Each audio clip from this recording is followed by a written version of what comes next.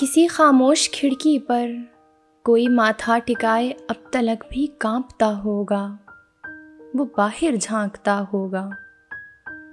کہیں ایک طاقچے میں آخری جلتا دیا ہوا کے سرد لہروں سے بھی خود کو ڈھانپتا ہوگا، وہ خطرہ بھانپتا ہوگا۔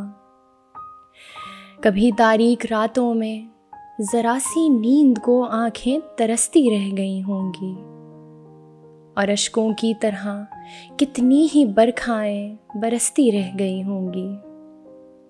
کسی ساحل کنارے آج بھی چنگھاڑتی لہروں کی وحشت میں کہیں خاموش سی ایک چیخ بھی گریہ کنا ہوگی، وہ تند و تیز لہروں کی رعایا کی طرح اسیر حکمراں ہوگی۔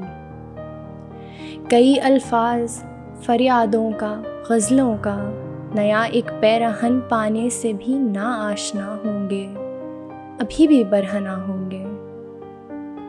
کئی الفاظ فریادوں کا، غزلوں کا نیا ایک پیرہن پانے سے بھی نا آشنا ہوں گے، ابھی بھی برہنہ ہوں گے۔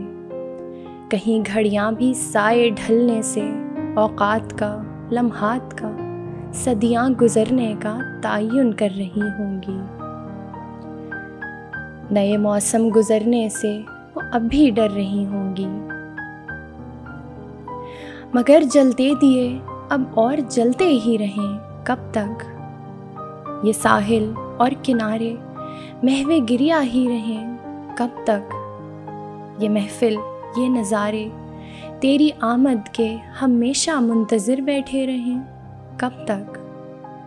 سو جب لہریں بھی اکتا کر سکون پا جائیں گی جانا، سو جب آنسو بھی گھبرا کر اما پا جائیں گے جانا، سو جب راتیں دنوں کی اوٹ میں چھپنے لگیں جانا، سو جب یہ آرزوئے وصل بھی مٹنے لگے جانا، تو پھر تم لوٹ آنے کی جسارت بھی نہیں کرنا۔ سو جب یہ آرزوئے وصل بھی مٹنے لگے جانا، تو پھر تم لوٹ آنے کی جسارت بھی نہیں کرنا، تو پھر ایک بار جذبوں کی تجارت بھی نہیں کرنا۔ یہ محفل، یہ نظارے اب کے کیوں خاموش ہیں ایسے؟ تم اپنے منتظر سے پھر شکایت بھی نہیں کرنا، تو پھر تم لوٹ آنے کی جسارت بھی نہیں کرنا۔ اگر آپ کو یہ ویڈیو پسند آئی ہے تو poetry by Mahim YouTube channel کو سبسکرائب کیجیے اور فیس بک پیج کو لائک کیجیے، اور اگر آپ اپنی قیمتی آرا مجھ تک پہنچانا چاہتے ہیں تو انہیں کامنٹ سیکشن میں درج کیجیے۔